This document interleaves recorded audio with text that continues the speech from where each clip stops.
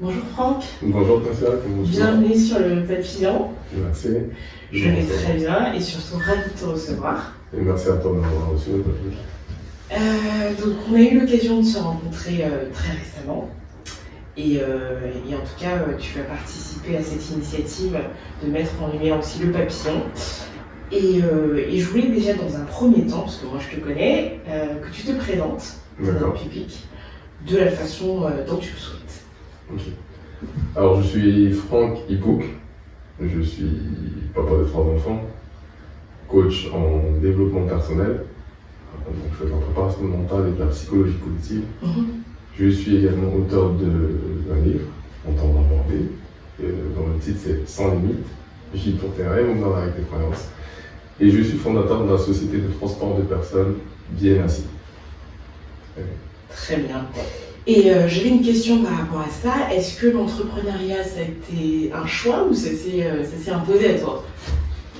Alors, c'est imposé à moi, je dirais, j'ai ça dans le sang, dans l'esprit, dans l'âme depuis très jeune en fait.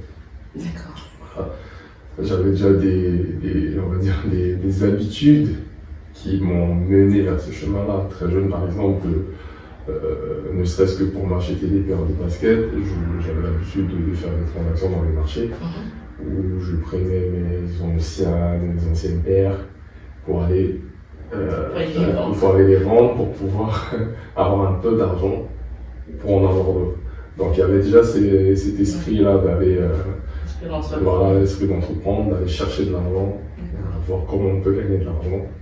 Donc c'était quelque chose qui était déjà en moi. D'accord. Ouais, donc c'était déjà dans le sang, ça s'est juste amplifié. Ouais. D'accord.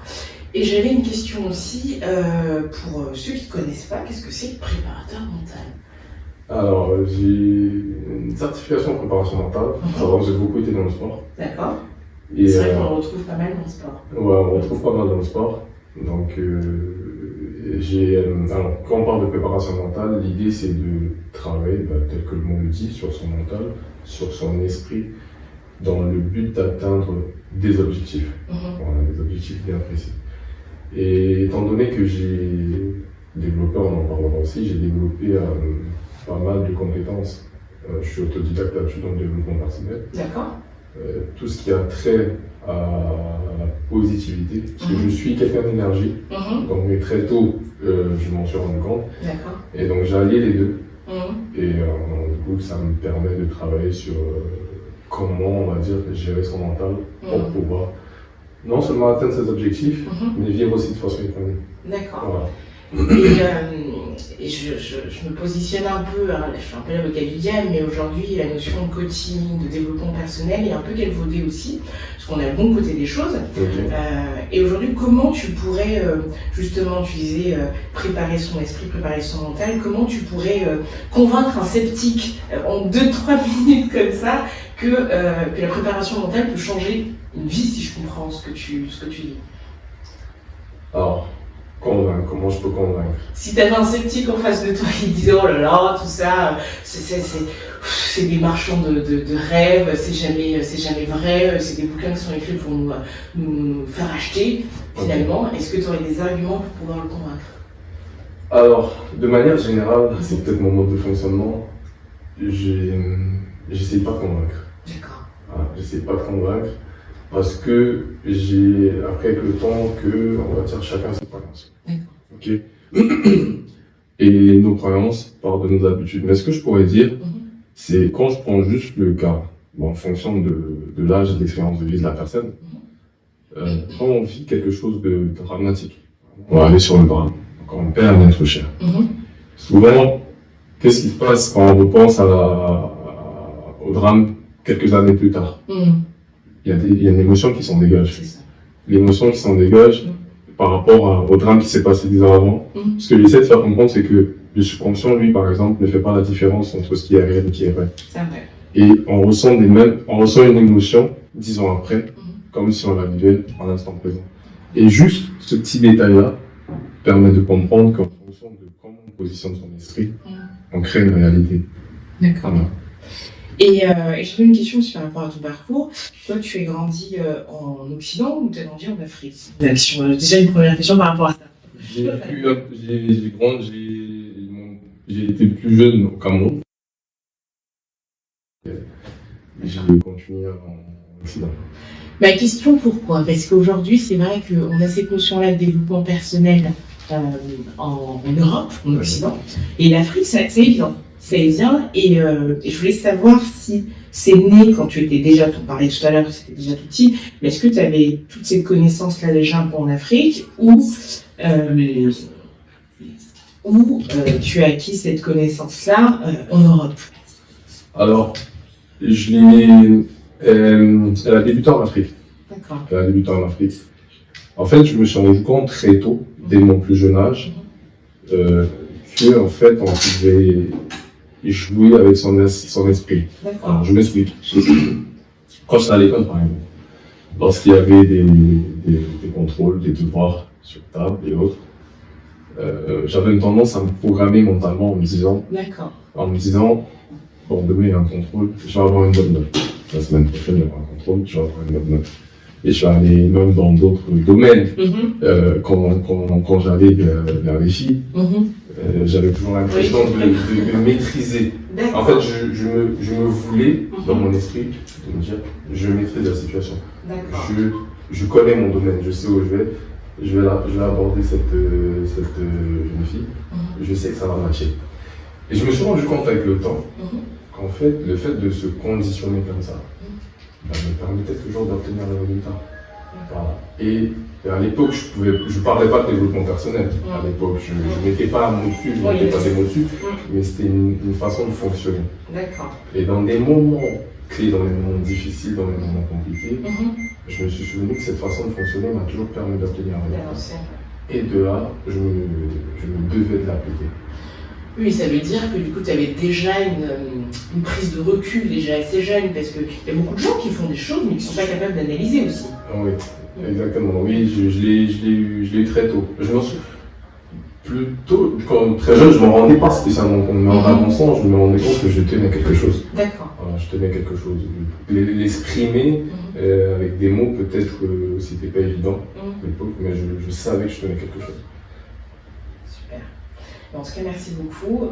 Je pense que ça va pouvoir aussi éclairer notre communauté sur qui tu es et surtout aussi impacter d'autres personnes. Je voulais arriver à ce livre. Je vais vous partager, chère communauté. Excellent, facile à lire, très léger et surtout, moi ce qui m'a touché, c'est le message. Le message qui est porté et je voulais qu'on parle sur ce livre. Déjà, la première question, c'est comment t'es venue l'idée d'écrire ce livre? Alors, très bonne question. Mon parcours de vie, alors m'a permis, en quelque sorte, d'asseoir justement ma certitude d'avoir trouvé ma mission de vie. D'accord. Parce que on parlait de comment m'est venu le développement personnel.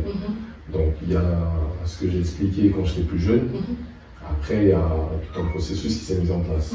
C'est-à-dire j'ai eu cette capacité et j'ai découvert que j'avais aussi cette capacité de par ma façon de manier l'esprit d'entrer facilement en contact avec les gens. D'accord. Et de ce fait, j'arrivais à comprendre on va dire, les émotions, de capter les émotions des personnes. Donc ce qui fait que je savais souvent ce qu'il faut dire, à quel moment. Parce que la personne a besoin de ça. Parce que la personne est dans un besoin, la personne est dans un processus.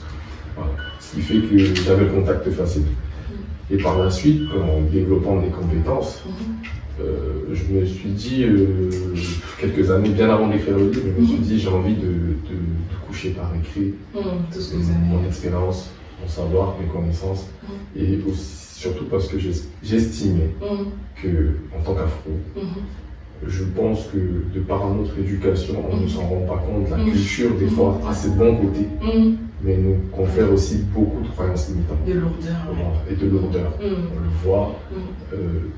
Et bon, après, c'est vrai que chez nous, ça fait cliché de dire tu vas travailler avec un coach, il faut se confier, on a l'impression d'être faible. Et là, je me suis dit, il faut que je passe un message. Et un message à faire passer. Et c'est ce que tu as fait. Et c'est ce que j'ai fait. En tout cas, un très bon travail. Je voulais rebondir aussi sur un point qui revient tout de suite, qui m'a frappé. Hein. C'est, d'ailleurs, j'ai beaucoup d'émotions en parlant, c'est la discipline et l'amour. Sur le moment, je me suis dit, oula, on s'engage sur quelque chose, mais en même temps, je me suis dit, j'ai besoin qu'il m'explique ce que c'est, sans forcément aussi donner tous les détails à notre communauté, qui va devoir lire ce livre, parce qu'il est excellent. Mais qu'est-ce que tu entends par ça?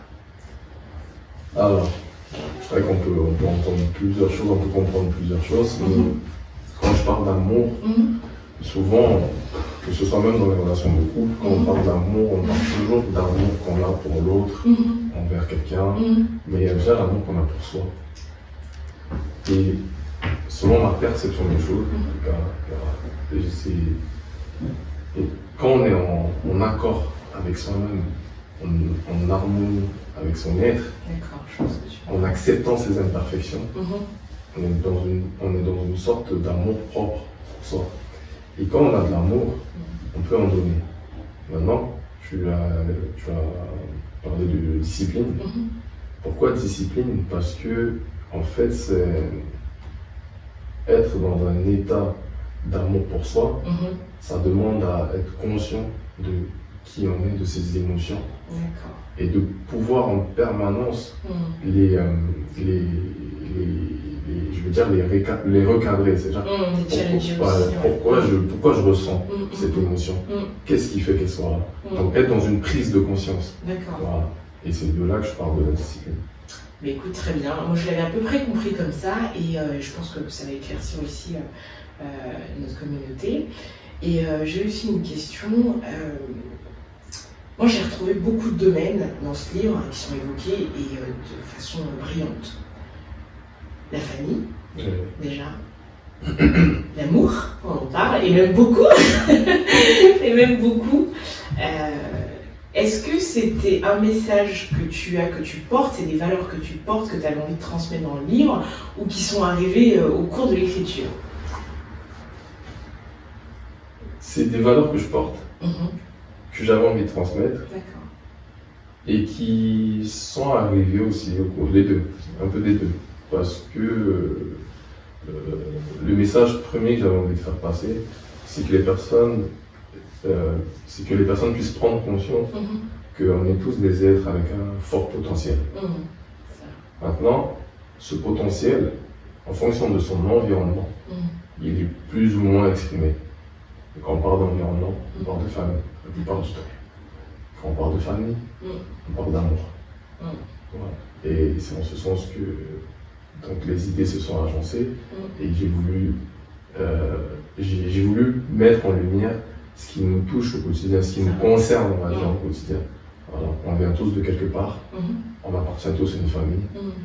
Pour beaucoup, il y en a qui vivent en couple aussi, donc et tous ces facteurs-là viennent en fait, comment dire,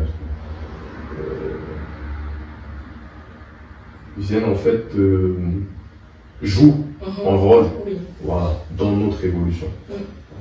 Parce qu'en fonction de son environnement aussi, on développe plus facilement ses capacités, son potentiel, on découvre plus facilement sa mission de vie, ou pas du tout.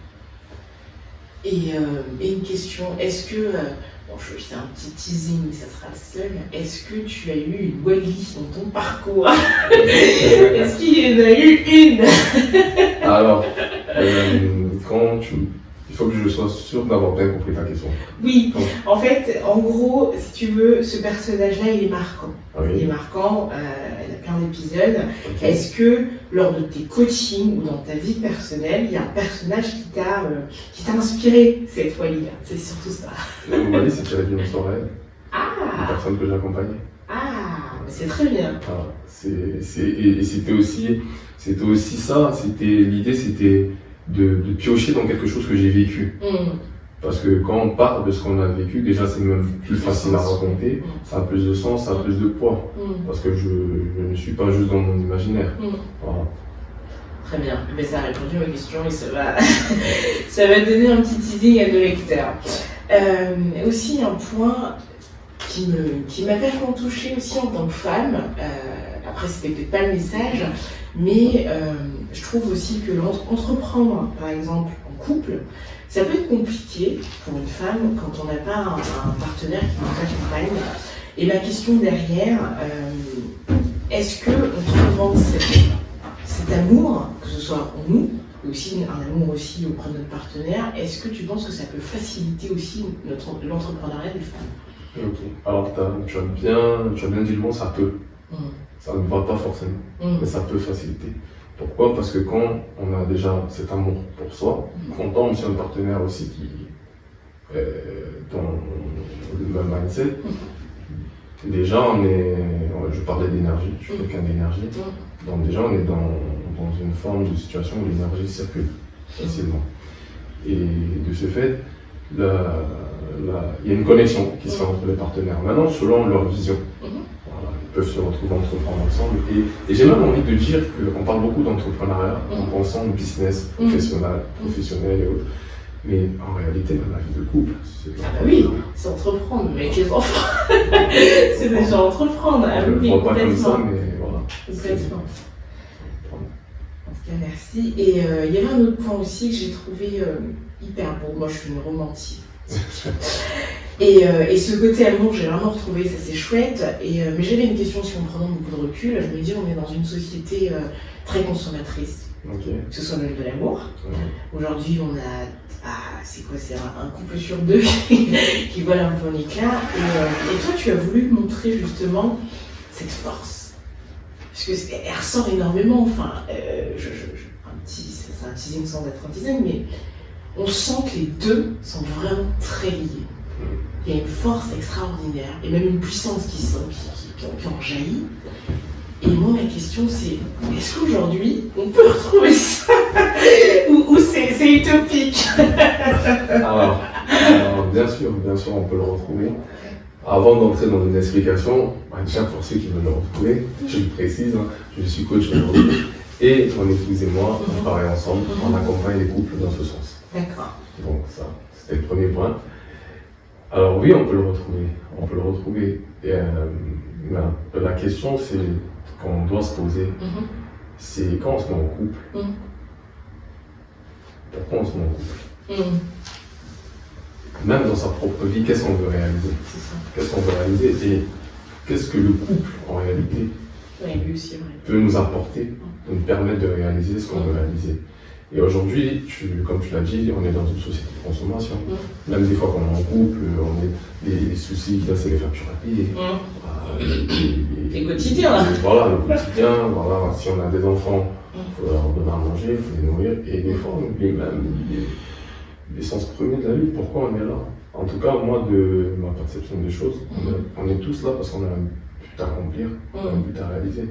Il y a quand même des gens aujourd'hui, quand j'entends parler par exemple de burn-out, c'est tout simplement parce qu'on pense que c'est souvent une charge de travail, mais c'est souvent parce que d'abord les gens ne sont pas à la place où ils auraient aimé être. Et, voilà. Et donc pour revenir à l'amour, au couple, c'est fortement possible, mais il faut que les gens reviennent à l'essentiel, se recentrent sur l'humain.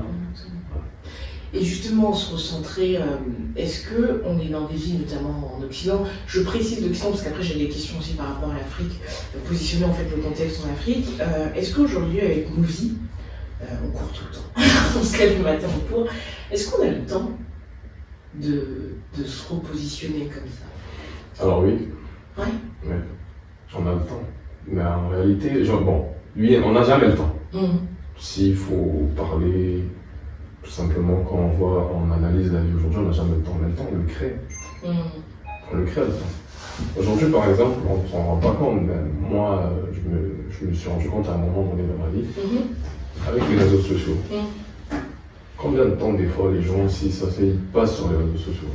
Souvent, on ne s'en rend pas compte. 10 minutes par-ci, 15 minutes par-là, 15 minutes par-là. On pourrait faire autre chose. On pourrait faire autre chose. C'est sûr. Donc voilà, donc si on prend du temps pour soi, et je le dis un peu, je l'explique un peu dans mon livre, commencez doucement, 5 minutes déjà, un peu le soir, un peu le matin, au réveil, avant de dormir, je donne des techniques là-dessus. déjà pour pouvoir se recentrer. Voilà.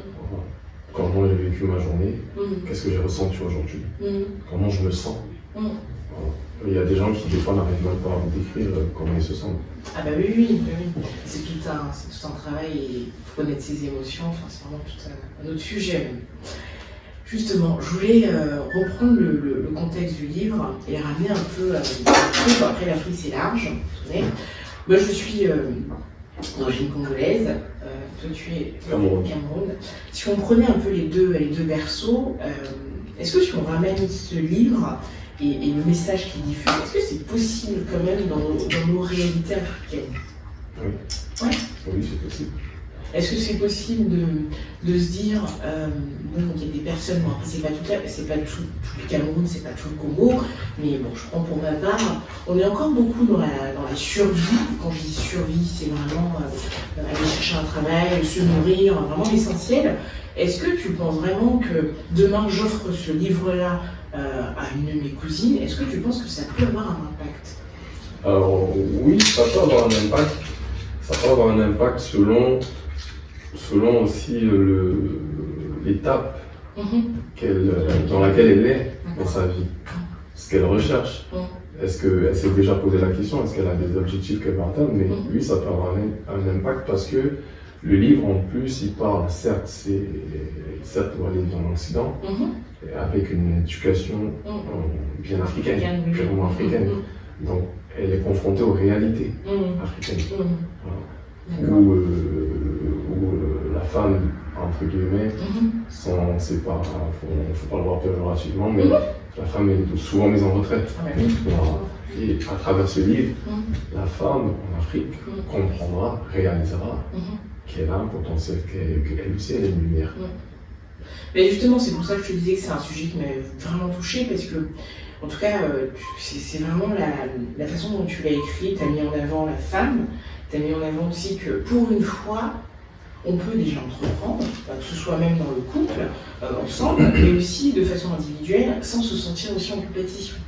C'était pas une question que j'avais là tout de suite, mais elle me vient et je me dis, demain par exemple, je prends un exemple concret, une personne me lit et elle met en œuvre et elle dépasse, on va dire, entre guillemets, son mari, parce qu'elle arrive à exceller, à mettre en œuvre son potentiel. Et le mari, lui, qui est un tout petit peu en retrait, est-ce que tu penses que ça va pas provoquer un peu des frictions dans le couple? Est-ce que ça va pas se questionner, repositionner, en fait se questionner sur la place de la femme, surtout en Afrique? Alors, maintenant, moi j'ai une question que je vais te poser. De par ta vision des choses et la vision que tu as de l'Afrique, en général, quelle est la place de la femme? Moi, ma vision des choses aujourd'hui, c'est que la femme, elle prend quand même beaucoup de place. C'est-à-dire qu'on est déjà nourricière, c'est-à-dire qu'on est, on est un peu matriarcal, je dis ça, c'est pas toute l'Afrique, mais beaucoup de choses dépendent de la femme. Ouais. Et en même temps, au sein de notre couple, on a aussi une place qui est un peu secondaire, dans le sens où c'est le mari qui décide, et ça, je n'ai pas de sujet là-dessus.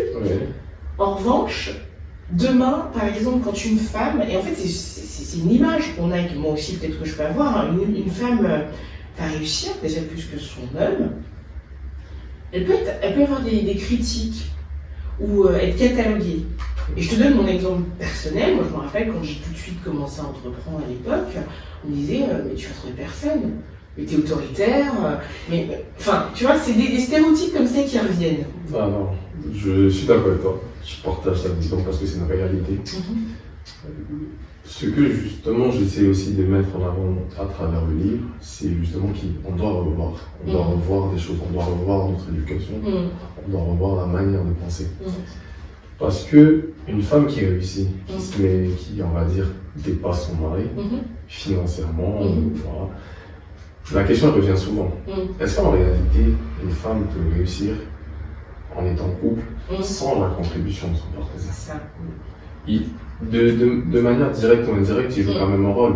Ça veut dire que si elle est plus en avant parce qu'elle entreprend, même si lui c'est pas le cas, parce qu'il s'arrête. Donc à un moment donné, il a peut-être lui plus le temps pour les enfants. Maintenant, on va dire que oui, mais c'est à la femme de s'occuper des enfants, c'est à la femme de se cuisiner.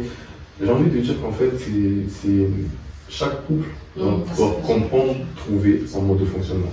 Maintenant, c'est vrai que nous les hommes, moi le premier, quand on est très jeune, on essaie de nous formater, de mettre dans l'esprit qu'en tant que chef de famille, voilà, tu dois te mettre avec... tu vas gagner plus que ta femme. Souvent, ce discours-là, il existe. Tu vas gagner plus que ta femme parce que c'est peut-être comme ça que tu auras le respect, c'est peut-être comme ça que... Ce qui fait que ça donne une société où l'homme grandit en se disant que ma femme ne doit jamais me dépasser. Donc on crée déjà une sorte de concurrence, de compétition qui n'est pas saine. Et c'est pour ça que moi je dis qu'il faut revenir quand même aux fondamentaux. Si je ne me prends pas pour ce que je ne suis pas, mais quand on regarde juste, quand on part d'une certaine logique, une femme elle donne la vie. Donc elle lui est quand même conféré un certain pouvoir. Ah ben ça. Voilà. Ben ça. À partir de là, on dit aussi toujours une femme, derrière un grand homme se cache une grande femme. À quel point on comprend. Donc ça veut dire que la femme, elle a sa place. Ouais. Elle a sa place. Donc, dans un couple, je pense, c'est juste trouver un bon équilibre. Si c'est la femme qui gagne plus, à quel degré l'homme contribue au fait que cette femme soit une grande dame. Voilà, c'est juste que chacun doit trouver sa place, un équilibre. C'est vrai que dans la société, on peut avoir tendance à se dire, effectivement, à partir du moment que tu réussis en tant que femme, souvent, t'as personne. Souvent, c'est vrai en plus, hein, tu regardes beaucoup de femmes qui sont positionnées dans des secteurs, on peut regarder. Effectivement, malheureusement ou heureusement, je ne sais pas, je ne suis pas là pour juger, mais souvent c'est des femmes qui sont seules ou qui n'ont pas d'enfants aussi. Donc ça, souvent, on se remet aussi la question nous-mêmes, et je pense que je parle pour beaucoup de femmes, se dire, si demain j'ai envie de réussir, est-ce que je vais trouver quelqu'un ou est-ce que la personne va me suivre ? Voilà, c'est juste une ouverture, mais ce sera un autre sujet peut-être sur un autre podcast. En tout cas, j'avais encore une autre question, justement par rapport au coaching. On en parlait tout à l'heure, si on revient toujours à l'Afrique, c'est pas encore dans les mœurs, complètement. Non, ça commence. Oui, ça commence. Moi j'ai des clients comme moi. Ouais. Ah oui, mais j'ai eu aussi un petit cousin qui m'a montré les bouquins qu'il avait achetés. Ouais. Ça commence et... je me suis dit, pareil, c'est une question que tu as posée au départ, mais il peut y avoir des sceptiques. Il peut y avoir aussi des gens qui vont se dire, mais ça peut être, c'est volontaire, mais c'est de la sorcellerie tout ça. Comment tu pourrais y répondre? Parce que comme tu travailles l'esprit, puis l'attention se remet un peu, je dénigre pas du tout de façon de penser, hein, mais je me mets un peu à la place de certains en disant, bon, ça peut être un peu de la sorcellerie tout ça. Oui, après, parce que c'est même souvent les réflexions qu'on a, dès qu'il y a une forme, même des réussites, des fois quelque part, on pense que c'est forcément lié à une sorcellerie, on trempe quelque part. Non, assez sceptique. Est-ce que j'aurais une réponse à leur donner? Bon, moi je pars du principe qu'il y a quand même des gens qui veulent évoluer, qui veulent se retrouver en tant qu'être. Et on parlera peut-être tout à l'heure. Il y a des projets, avec mon épouse, on a des projets de l'ancienne académie sur le développement personnel en Afrique. Et je pense que par ce qu'on arrivera à mettre en place, les réussites ou les victoires parleront d'elles-mêmes et après les personnes peut-être voudront s'interroger. Comme on a fait, et à ce moment-là, c'est sûr. Comprendront que travailler sur son mental, c'est important. Et dernière question sur le livre, après on passera un peu sur ma vie un peu perso.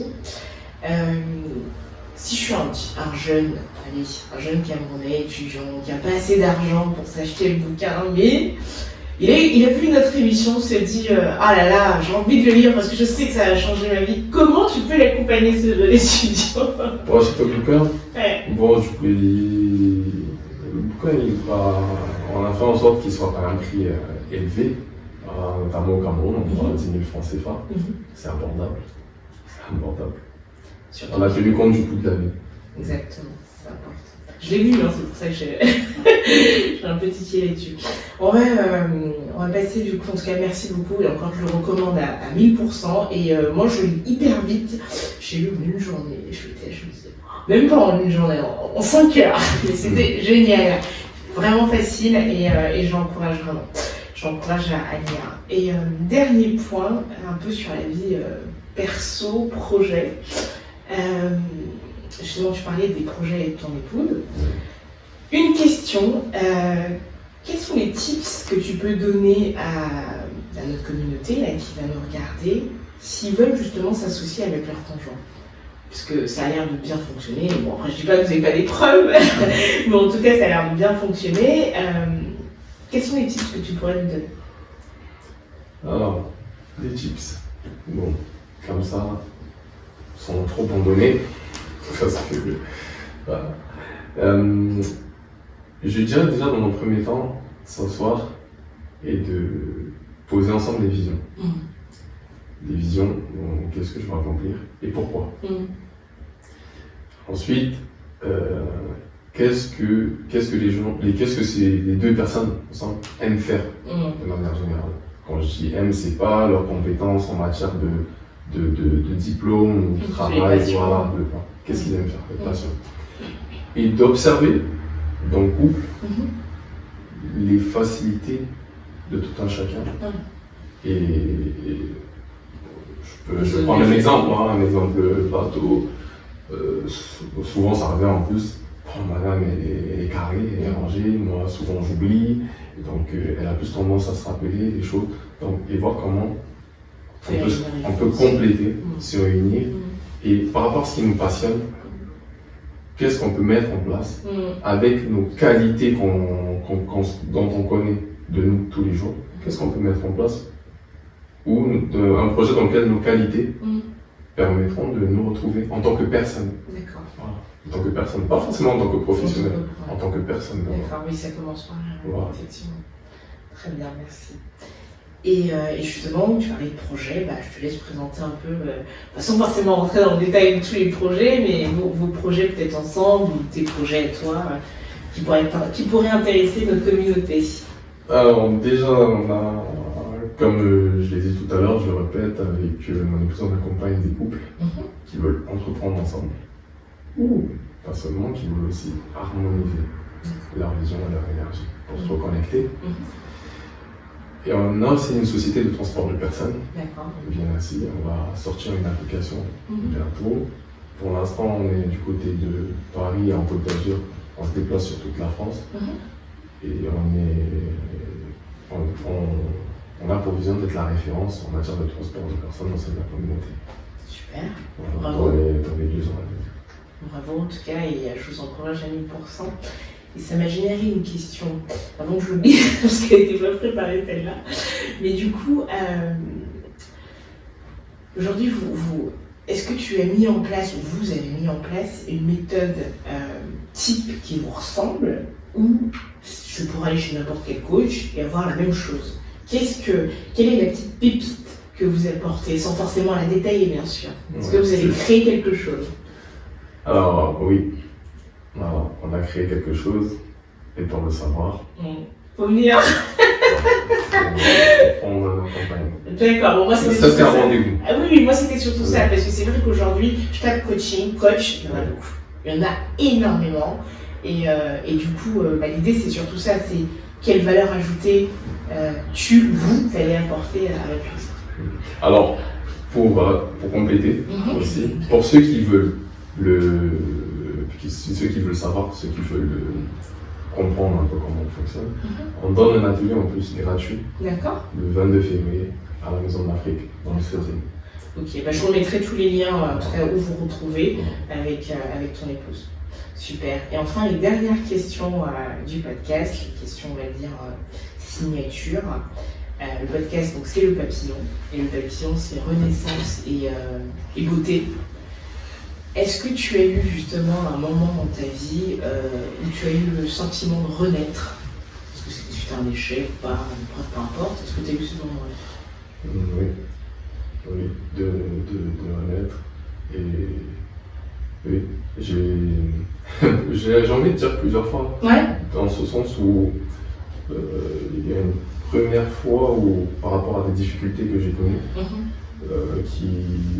où j'ai revu ma manière de penser. D'accord. J'ai repris mon pouvoir, en quelque sorte, que je développais déjà depuis jeune. Et je suis sorti de certaines situations. Et je me suis rendu compte que vraiment je suis fait pour ça. D'accord. Et par la suite, et même quand j'ai commencé à entreprendre, bon, parce qu'il y avait, j'ai l'impression que ça s'est fait par étapes et que chaque étape constituait à asseoir ma légitimité sur justement la discipline des pensées que j'évoque. Super. Et dernière question, on parle de beauté parce que le papillon en soi, c'est déjà une belle créature. Qu'est-ce que tu en as retiré après? Est-ce que tu as eu aussi ce recul-là de te dire finalement c'était un moment difficile, mais est-ce qu'aujourd'hui tu le trouves beau ou est-ce que tu as eu comme ça un moment de recul? Par rapport à ces étapes que j'ai traversées, alors j'ai compris, j'ai surtout compris et réalisé qu'elles étaient essentielles. Elles étaient peut-être difficiles au moment où je les vivais, mais en fait elles étaient indispensables. Elles étaient indispensables. Parce que justement elles ont permis que je puisse faire jaillir un certain potentiel et m'élever. On va conclure là-dessus. En tout cas, merci beaucoup pour l'échange. Je mettrai, on en reparlera, je mettrai tous les liens en tout cas pour te retrouver aussi la société avec ton épouse. Et en tout cas, merci. Je repartage encore le livre. N'hésitez pas à foncer. Et même si vous êtes étudiant, vous n'avez pas les moyens à fond, vous pouvez faire des économies ou peut-être contacter Franck. Alors, pour ceux qui n'ont pas les moyens, qui sont étudiants, je leur conseille quand même s'il faut aller emprunter, parce que ce qui va en résulter derrière, ça sera énorme. Très bien. Écoute, merci à toi, Franck. Merci.